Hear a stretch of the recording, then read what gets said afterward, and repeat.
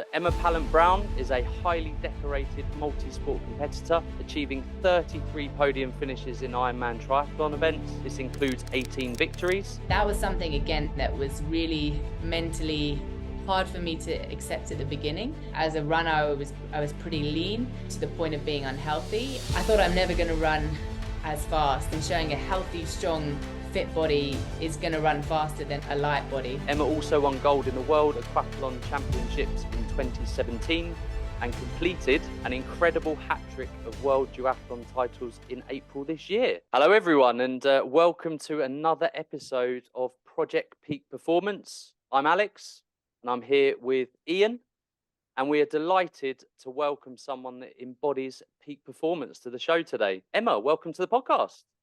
Cheers. Thank you so much for having me. So let me try and get this right. You grew up in Hertfordshire, live in South Africa, and are speaking to us from Andorra. Is that about right? Yeah, a little bit further down. I grew up in Surrey, but yeah, studied up West London, and yeah, you've got it right. Live in South Africa and training nearly right. So yeah, before we dig a little bit deeper into your background and we touch on mindset, it'd be good to focus on the here and now. So based on recent victories in the World Duathlon event and the Ironman 70.3 in France, you seem to be in great form at the moment. I also understand you recently set a new 10-kilometer PB as well. So seems like you're on fire at the moment. How are you feeling? What steps do you think you've taken to get to this point in your career at the moment? Yeah, I feel like it's taken a lot of steps. It's pretty much been the progression since I was 12 years old. And yeah, I definitely feel like it was a tough one because when I was almost coming into my prime, I kind of changed sports because I got an injury. And I kind of at that time had to think, okay, maybe this is it. Like I'm not going to run my fastest because now I'm a triathlete. I've got to swim, I've got to bike, and maybe I've run as fast as I will ever run. So this year, actually coming into my best running form in a totally different kind of body and totally different mental space has, it's been really, really kind of just cool to see, because it's been a lot of hard work. And I think I took the expectation off the running to focus on the triathlon. And then just the hard work has kind of paid off and come into the results without even focusing on them. So yeah, really happy with the way things are. That's cool. Do you think that injury has kind of given you that mental grit, almost frustration, to kind of then take on those new skills and be that elite athlete that you are now? Do you think the fire of an injury has kind of triggered you to this trajectory where you sit today?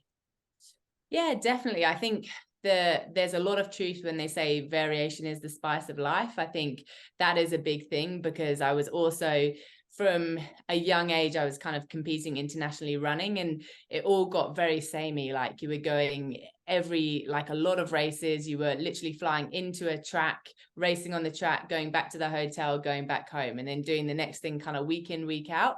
So I think a little bit of kind of adding something different in terms of strengthening the body as well, just by doing more cross training and not just running all the time, kind of building up that heart and lungs. But I think from the injury kind of side of things, I think I also learned a lot about myself in that time and about what I wanted to do and where kind of my passion was.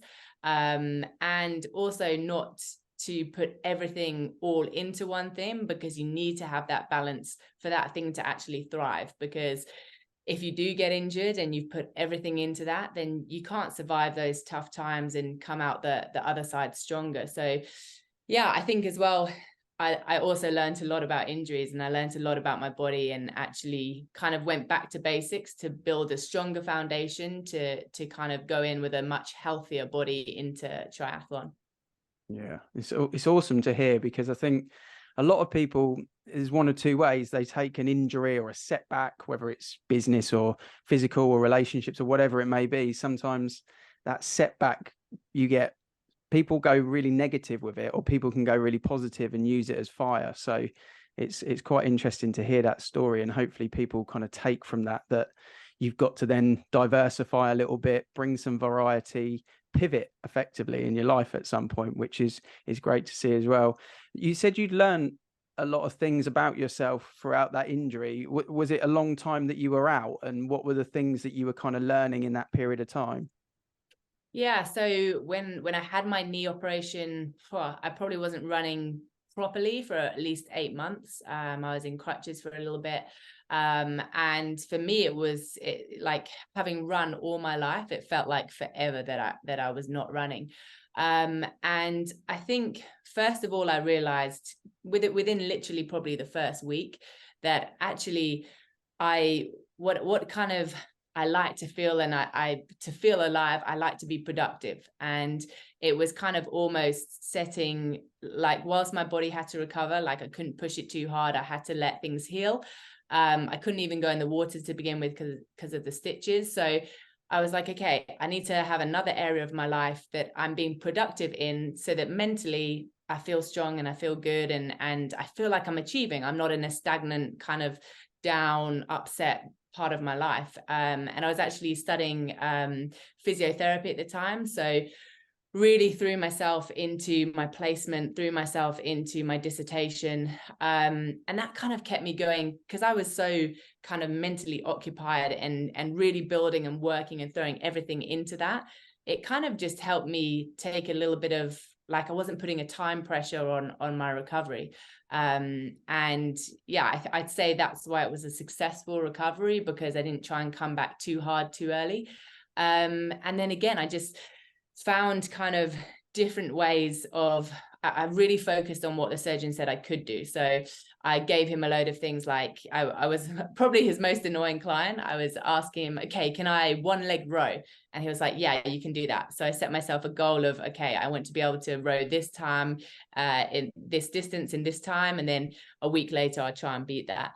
And just little stepping stones of, yeah, again, just focusing on where I was and what I could do at the time, and not looking too far ahead at the bigger picture, because I knew when I was back running, that would be the time to kind of plan that comeback. And Emma, you've got to have quite a mindset to think like that, and there's a lot of processing and obviously self-analysis that have gone into that sort of that process there. Was that all you, or did you have any mentors, any external support that you were bouncing these ideas off? How did you come to that sort of that arrangement, I suppose? Yeah, I'd say the biggest influence in my life at that time, Kelly Holmes had just won her double gold at Athens. And I remember, like, I'd followed her all the way up. And I remember we were actually on a family holiday whilst both finals were on. And I made my parents like find somewhere that we could go and watch the finals, and just to see her win. And pretty much it was literally, I'd say about 3 months after that she set up a mentoring scheme for some of the young girls coming up. And I'd say that's where I first, because I was starting to get injured a little bit, kind of overdoing it at a young age and getting too intense on it too early. And I'd say that was kind of the first realization when she said to me, okay, like, you can't have these. We'd be away on camp and I'd be cutting out certain food groups that I didn't want to eat, because I thought I've got to eat super clean all the time and be like a robot, and not go like just live totally as a professional runner would. And she was the one that first of all started saying, whoa, like, that's not super healthy, like, you're gonna get injured, and I was already getting niggles and already I guess she was probably the first person that I opened up to about, like, oh, well, my knee does sometimes hurt when I run. And she's like, okay, we need to get that checked up. And there were physiotherapists on these camps, and we literally had access to what a lot of people at that age wouldn't. So I think it was almost like it would have been easy for it to be like a real these camps to be like military style and be encouraging us in this way, which I kind of thought, coming from her background as well, that she'd be encouraging what I was doing. And instead she was the opposite. She was like, whoa, like, you got to have balance in life. Like, too much of one thing doesn't get you to the top. It's about having, okay, a little bit of that food group, a little bit, like, creating this healthy mentality and having that in your life as well. And that, I'd say, was the first time that it sunk into me that I was going a little bit too far with everything must be running. And yeah, she was a massive influence. And did you get the feeling from her that she'd gone through that same evolution of training non-stop and had learnt that over time, or is that just her own version of what happened? Yeah, no, she was totally honest with us about having super like had thrown herself all into thinking the only way was to be totally like one mind, one focus. And then she got injured and she'd gone through severe depression and not done some healthy things. And she never wanted to see any of us do that. And she actually explained that a happy athlete is a fast athlete. And when she actually got that balance in her life and could accept she was Kelly, like the person as well as the athlete, and even athletes like deserve to have relationships and deserve to have lives, because actually as soon as she was happy, she started to run faster. And it was kind of something that I had never really like associated with performance. I kind of thought, okay, you've got to be willing to go to sad, unhappy places that no one else would to be better than them. And she was basically reversing that and saying, no, like a happy, fast athlete is going to get those performances.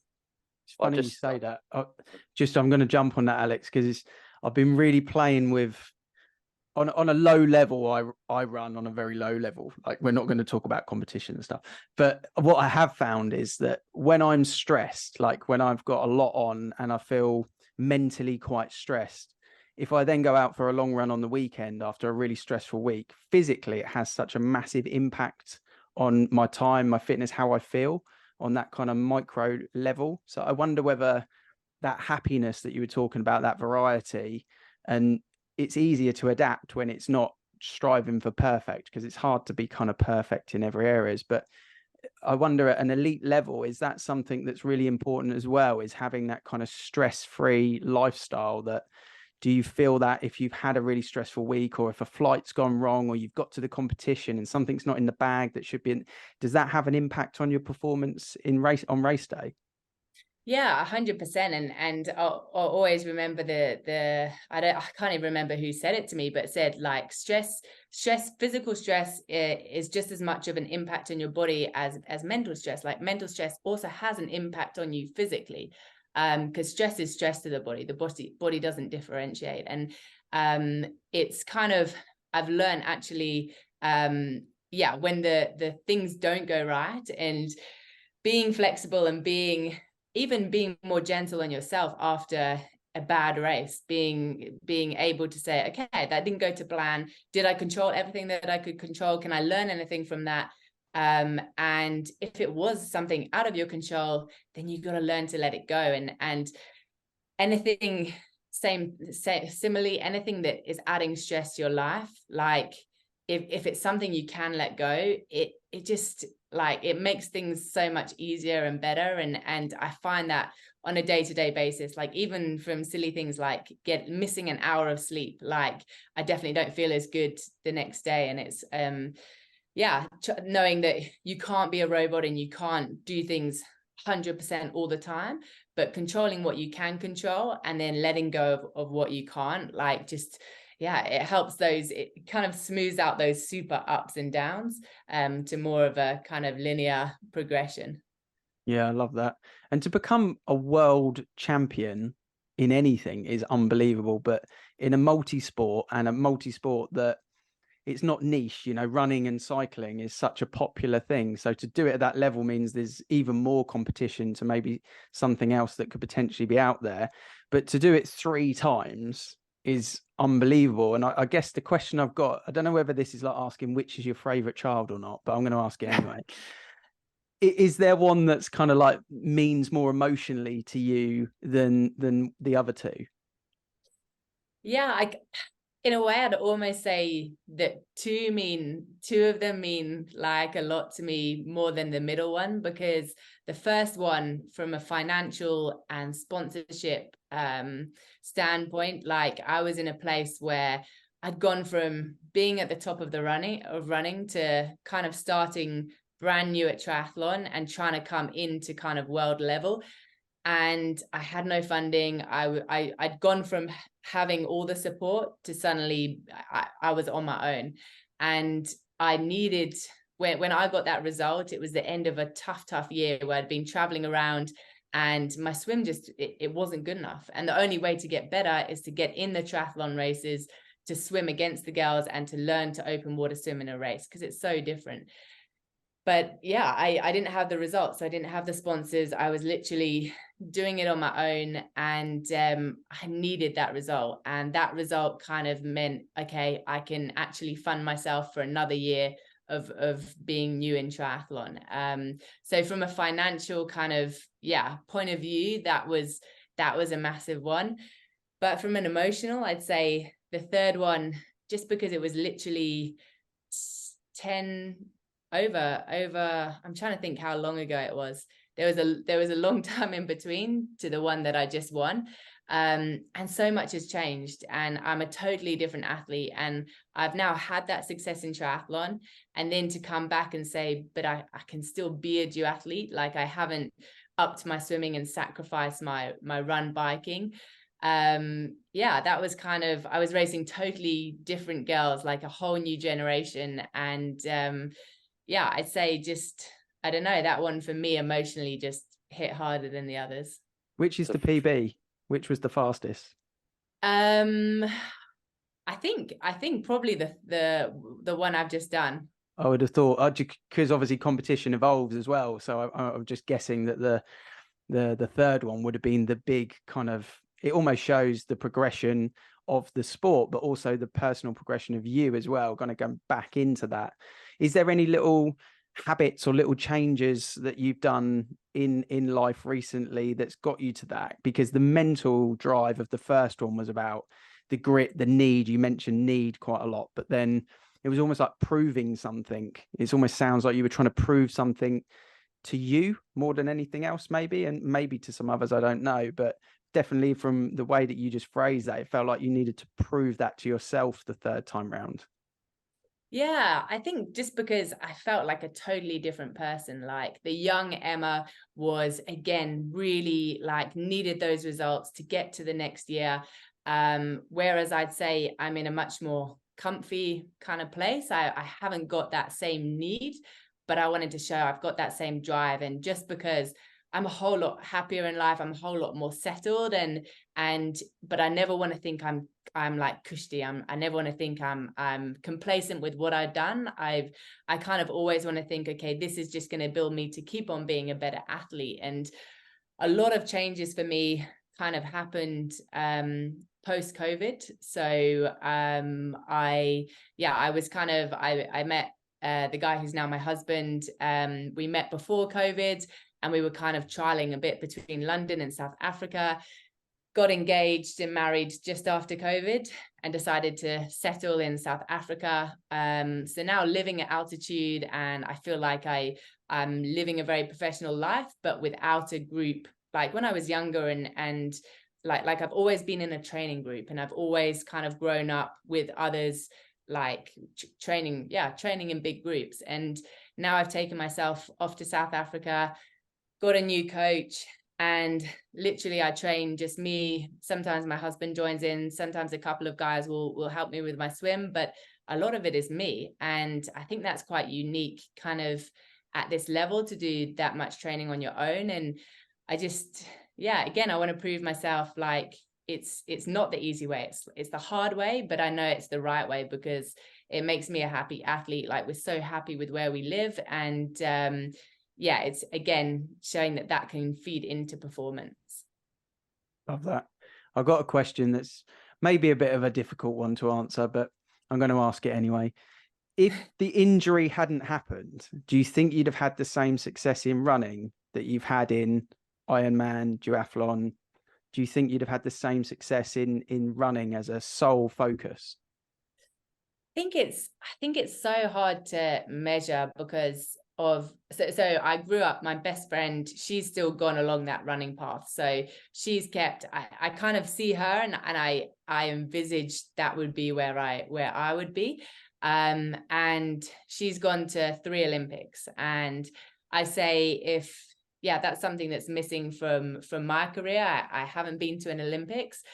I'm still kind of eyeing up that moving to marathon later on in my career, just because the Olympics is something that I want to do. I feel like that's missing from my career. So I'd like to think if I stayed on that running path, I would have kind of ticked that Olympics goal that to be at the Olympics, to compete against the best in the world. But I think from being if you just look at the rankings at the moment and you just look at those top athletes, it's so hard to make that jump into where the Africans are. And yeah, I definitely couldn't say that measuring success in terms of world rankings, I don't think that my career would have been as successful in that way. That's a good story in itself. It fascinates me to look at obviously your really strong running background and how you started off life as an elite athlete, and obviously moving then into running and swimming and adding additional disciplines to your events. How hard was it? What did that look like to try and get elite into effectively brand new disciplines? Yeah, so hard. Like I have so many funny stories of stupid stuff that I did. Like I went in with a runner's mentality and thought, okay, I can kind of convert that into the training that I'm going to do on the swim and the bike. And yeah, it doesn't work like that. You can't, like, I used to think I go out with people on a ride and I thought, these girls, like, they're so greedy. Can they not just eat at home? Like, why are they eating out on rides? And it only takes you like 2 hours and you blow up and you bonk. And then you're like, okay, I realize this isn't the same as running. And just silly things like swimming. Swimming was so frustrating for me. And I think it's very different in the terms that it's a very technical sport. So you've really got to like get that feel and get that learn of the water and almost slow down to speed up. And yeah, I'd say that's something that took me years and years. I just thought I want to get in, I want to put in as much effort as possible and get to the other side of the pool as quickly as possible. But it is about totally learning new patterns and training out bad habits and training in good habits, which takes patience. And yeah, that's definitely not a strength of mine. So I learned that quite quickly. And then later, I'd say about 2 years ago, when I got my new coach, again, he wanted to do the same thing with my bike. So I'd be biking with, like, I knew my power goals. And he was like, okay, now we're going to have to actually bike lower power because we want to get you in a better aero position, and you're going to have to train that aero position in. And again, it feels like, to begin with, to take those steps backwards, like you're always a little bit reluctant. You're like, well, I've built all this strength and all this fitness, and now you almost trying to make me a worse athlete to be a better technical athlete. But it worked. So we took that backward step, got in a better aero position, and then train the power back on that. And yeah, you go so much faster. So again, it was really frustrating kind of taking those backward steps, but I kind of learned you got to look at the long goal, and you got to be in it for the long haul, and you got to believe in yourself in those times that you're taking those backward steps. Because I imagine it must be really, really hard, because if you're spending more time trying to learn bike, swim, how much did that impact on your running times? Because I'm sure you kept a log of that. Did you find yourself slower because of the offset you were looking elsewhere? Yeah, massively. I think, my running times to begin with, I'd say the first, 2 years of my triathlon, I was kind of getting good run splits in terms of triathlon, but as a runner, looking at what I was running before, it was definitely different. And also your body shape totally changes. And I think that was something, again, that was really mentally hard for me to accept at the beginning. Because as a runner, I was pretty lean, to the point of being unhealthy. And I think the old me, when I went into triathlon, I thought, okay, I'm never going to I'm putting on muscle. I'm eating more because you have to for triathlon. I thought I'm never going to run as fast. And then that's been, again, such a massive kind of deal for me this year, running a half marathon and 10K PB, because I'm 3-4 kilograms heavier than I was back then. And again, showing a healthy, strong, fit body is going to run faster than a light body. So that's again another massive kind of learning curve for me. gives me confidence that I don't need to be as slim as some of these elite ultra marathon runners that I see out there. I can stay a little bit bulky. On your Instagram, there's a quote on there, and you said running has brought so much joy to my life, which I thought was amazing to hear that from an elite athlete, because you also touched on lockdown and how that had a pivot, you know, in your personal life and clearly in your career as well. But I think lockdown brought running to a lot of people, and biking. You know, you see a lot of people going outside now way more than they ever did before.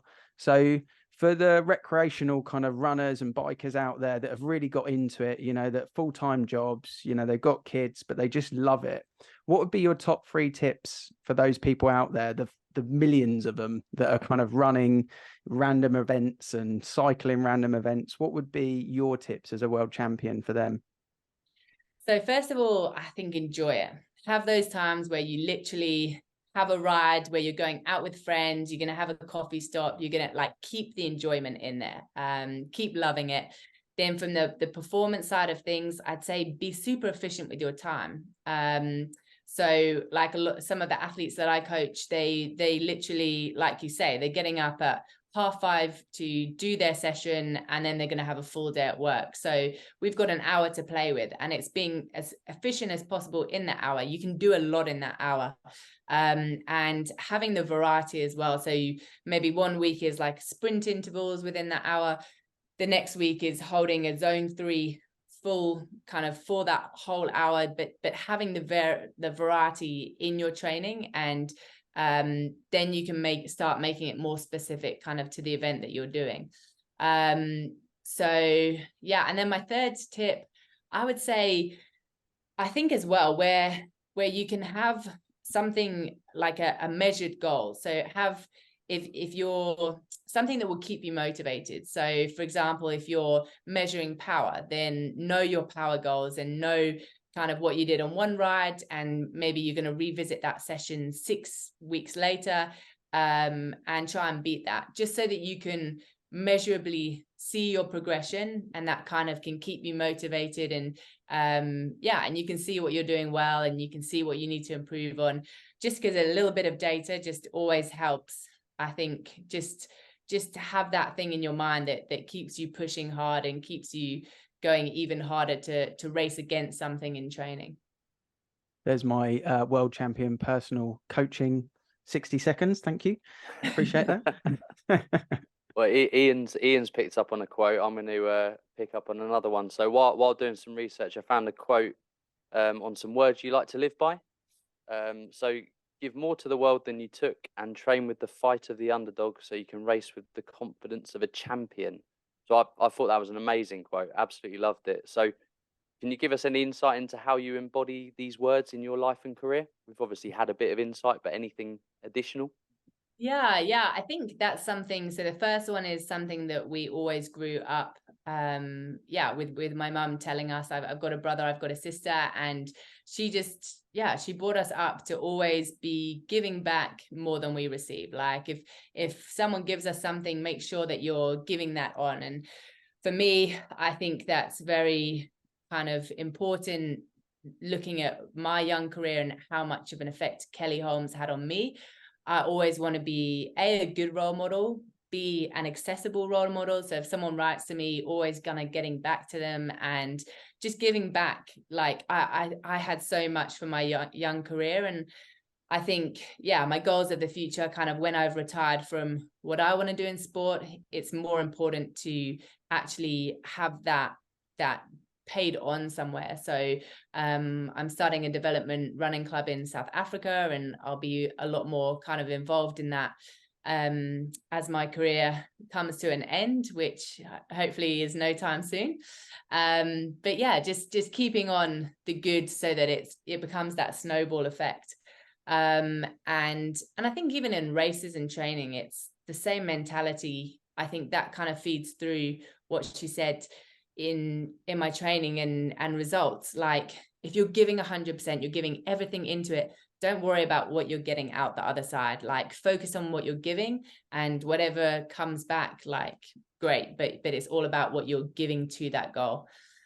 And then, yeah, the other one is training with the fight of an underdog, so you can race with the training with the heart of the underdog, so you can race with the confidence of a champ. And yeah, that's all about just, again, focusing on the lead up, the controllables, the effort, the preparation, so that when you're out there and you're actually racing, like, you can enjoy it. You know that you've done everything possible, you've had that grit, you've left no stone unturned, and then whatever will be in the race. Like, you got to go into it confident and just enjoy it, because yeah, that's the time that all the hard work pays off. And if it doesn't, you still haven't lost that great kind of build up and everything you achieved in that. And Love that. They're cool quotes. Yeah, they're good absolutely. quotes, aren't they? Yeah. I think it's important to have those little quotes in the back of your mind when you're going through those deep, dark times, you know, when you're talking about the bit where your body starts to go, what are you doing? Maybe we should stop now. And your brain has to take over and push you through. So you can see that you've embodied that in what you're doing, which is awesome. Where is the best place for people to follow your journey? Like, where can people check in? Social media, website? What's the best place? Yeah, I think I'm most active on my Instagram, m_Pallant. Yeah, I kind of I'm trying to get better. I've not been great in the past, but now, yeah, posting more of what we're doing. And yeah, same thing. If people want to ride, I'll always get back to people's messages on there. That's brilliant. And good luck with the new challenges that you're bringing as well. What is the next big goal? You said about kind of having a measured goal for motivation, but what's the big next measured kind of challenge for you? So I've got European champs coming up quite soon, I think 5 weeks from now. And then in 2 months' time is world champs for 70.3 Ironman. So yeah, they're kind of my two big goals this year. And we'll give points for world rankings, and yeah, see where I can end up by the end of the year. Well, good luck with it. And it's it's been an absolute pleasure talking to you. Thank you for your time. I know lots of people will have taken a lot of value from it. So yeah, it's been fantastic. Anything else from you, Alex? Yeah, I was just going to wrap up with one question. What one word would you say is the most important when it comes to defining peak performance? I say passion. I say you've got to be passionate about what you do. Yeah, passion for me is a big one. Brilliant. Love that. Perfect. Thank you, Emma. It's been a pleasure. Awesome. Thanks so much, guys.